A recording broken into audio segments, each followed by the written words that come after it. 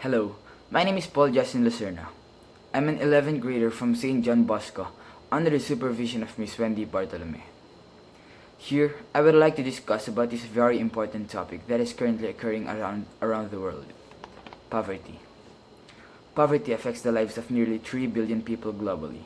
It limits us of doing what we wanted to do and it imprisons us of creating things we are most likely capable of. What caused this? Who did this? What is this, they may ask, but what really did cause and do such a thing? Poverty. Poverty is a state of being extremely poor. It is hunger. It is the lack of shelter. This definition of poverty encompasses living conditions, an inability to make basic needs because food, clean drinking water, proper sanitation, education, healthcare, and other social services are inaccessible. Why? Why is it a problem? The causes of poverty is changing trends in a country's economy, associated with the epidemic diseases such as AIDS, malaria, and other environmental problems such as lack of rainfall in some countries. How is this poverty defined? Poverty is defined by the number of people who fall below the certain level of income called the poverty line, that defines the income needed for a basic standard living. According to Eric Jensen's study from Teaching with Poverty in Mind, 2009, he lists these 6 types as situational, generational, absolute, relative, urban, and rural. In situational, this particular type of poverty is usually temporary as it involves a crisis or loss occurring. Events connected with situational poverty include environmental disasters, divorce, or severe health problems. A good example of situational poverty caused by environmental disaster would be the destruction of the New Orleans after Hurricane Katrina. Many people were homeless, lost their jobs, had nothing on their name. The fall of the economy can also be considered as the event that could cause situational poverty.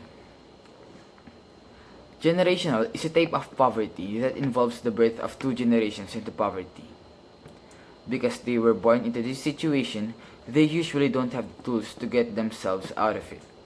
Absolute is a particular type of poverty that is actually rare in the United States. People in absolute poverty don't even have basic necessities like a roof over their head, food, and water. Their only focus is on surviving each day as it comes. Relative is a type of poverty because it is relative to the average standard of living in that person's society. What is considered high income in one country could be considered middle or low income in another. If a family's income isn't enough to meet the average standard of living, they are considered to be in a relative poverty. Urban is a particular type of poverty. There is only metropolitan areas with populations over 50,000. Overcrowding, violence, noise, poor community, health programs make it even more difficult for people suffering of this type of poverty to get out of it.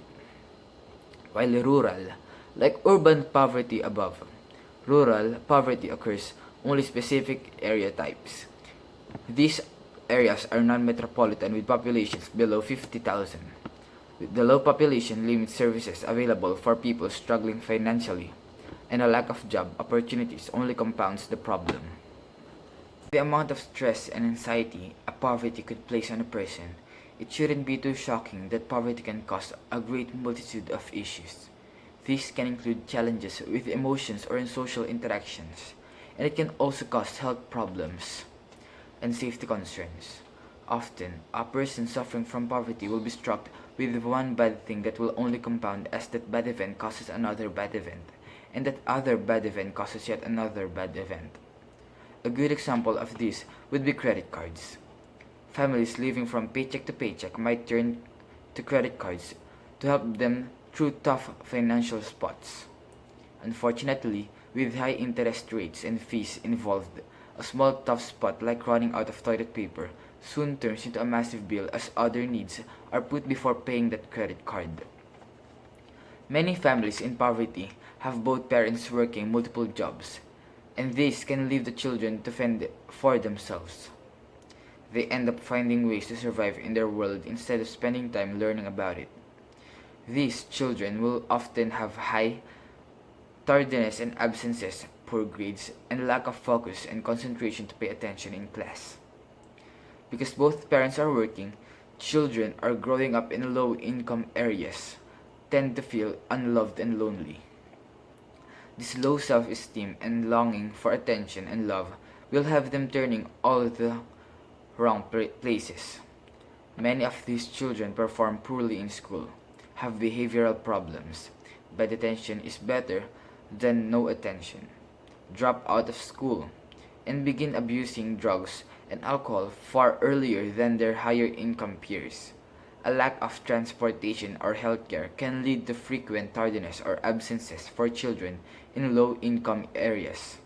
Poor grades can be attributed to the parents' attitudes towards school too. Many of the parents that make up the low income areas had to drop out of school early themselves to find a job and help their parents support their younger children. Because of this, they might discourage their family to do well in school and instead suggested the child to get a job and to support the family. These are some of the most common solutions to end poverty that I would like to include on my speech. Enhance economic growth with targeted action in order to end extreme poverty. The benefits attained by economic growth need to be shared with the poorest people. End all forms of poverty. Ending poverty is not about people's income, but also their access to the things like water, health, education, housing, and security. Commit national governments to end extreme poverty. Governments in developing countries should not commit lifting their citizens above the poverty line. This needs to be underpinned by the national mechanisms that target and support people living in poverty. Develop national poverty reduction plans.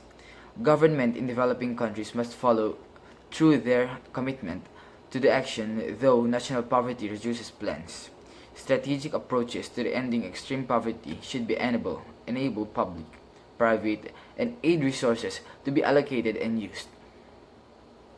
Access to credit in poor countries can help create sustainable industries that combat poverty, as well as help developed nations continue to support the poorest people through aid.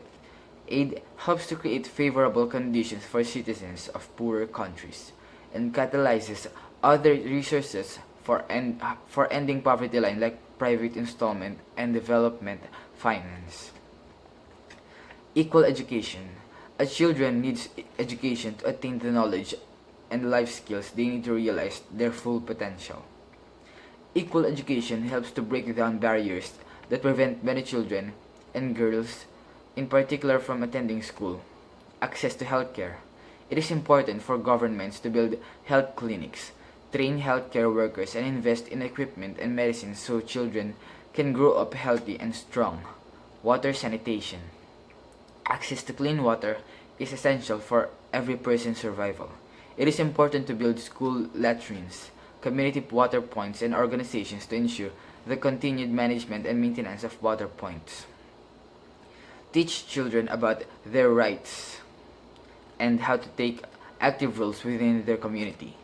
Child participation helps children engage in citizenship, express their views, and make decisions that will shape their future and influence the people around them.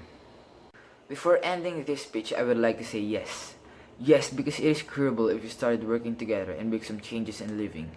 It is not impossible nor unavoidable, but things will get better, and soon the world we know we live in might change.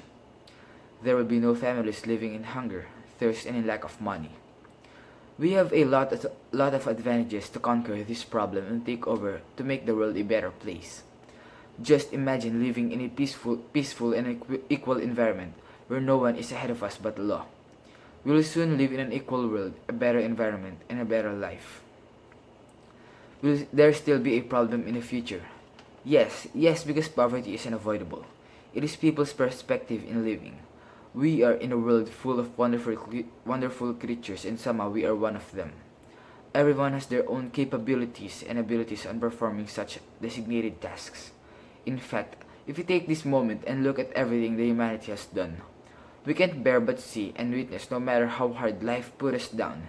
There is always this one thing our motivation to rise once again in life. Poverty. Poverty, soon it will disappear if we start to change our way of living. Again, I am Paul Justin Lacerna. I'm an 11th grader from St. John Bosco under the supervision of Miss Wendy Bartolome. I hope my speech would change your point of view in living and start saying yes. Yes, I can. Yes, and we can. Yes, yes, I will. And yes, we will. Thank you and God bless.